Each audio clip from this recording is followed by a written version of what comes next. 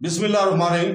السلام علیکم بہنوں، بھائیوں اور بزرگوں، خلافت کے بارے میں اس معلوماتی اور تعلیمی ویڈیو میں ہم عباسی خلافت کے 16ویں خلیفہ المعتد باللہ کے دور حکومت میں عدلیہ اور سزا کے طریقہ کار کو بیان کر رہے ہیں۔ لہذا اس اہم دور میں انصاف کا انتظام اور برقرار رکھنے کے بارے میں تمام بصیرت حاصل کرنے کے لیے اس ویڈیو کے آخر تک ہمارے ساتھ رہیں۔ انصاف کی فراہمی میں وہ اس کی خصوصیت رکھتا تھا جسے مالتی ڈگلس نے عدالتیت کی شدت کی سرحد کے طور پر بیان کیا ہے۔ غلطی کا روادات ہونے کے باوجود جذبیات اور نرمی کے مظاہروں سے بالا تر۔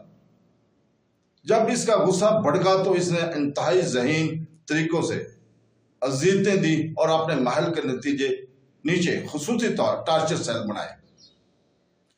المسعودی اور ملوک مورخ صفادی جیسے مورخین نے خلیفہ کی طرف سے قیدیوں پر ڈالے جانے والے اذیتوں کو بڑی تفصیل سے بیان کیا ہے۔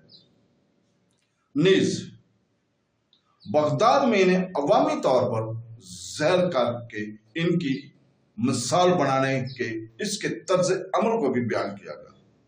اس طرح بتایا جاتا ہے کہ خلیفہ نے اپنے قیدیوں کو پھلانے کے لیے بیلوں کا استعمال کیا تھا یا انہیں گڑھوں میں الٹا دفن کیا تھا۔ اس کے ساتھ ہی وہ ریاست کے مفاد میں ہونے کی وجہ سے اس کی شدت کو جائز قرار دیتے تھے۔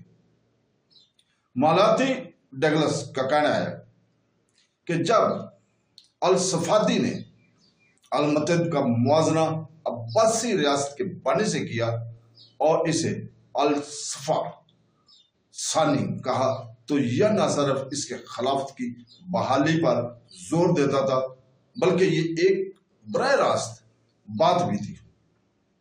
السوج کے نام کے معنی کے طرف اشارہ خون بہانے والا، یہ اس کا معنی تھا جو کہ اس وقت رائج کیا گیا تھا، اور اس لحاظ سے اگر دیکھا جائے تو یہ بے درد اور بہت سنگین ظالم تھا المعتد، جو کہ 16واں خلیفہ تھا خلافت عباسیہ کا۔ تو دوستو، اس کے ساتھ ہی ہم آج کی اس سٹوری کو اینڈ کرتے ہیں۔ تو دوستو، کل انشاءاللہ تعالی اس وقت ہم عباسی خلافت کے 16ویں خلیفہ یہی معتد باللہ کے خاندان کو بیان کریں گے، جو کہ اس کا پورا خاندان تھا۔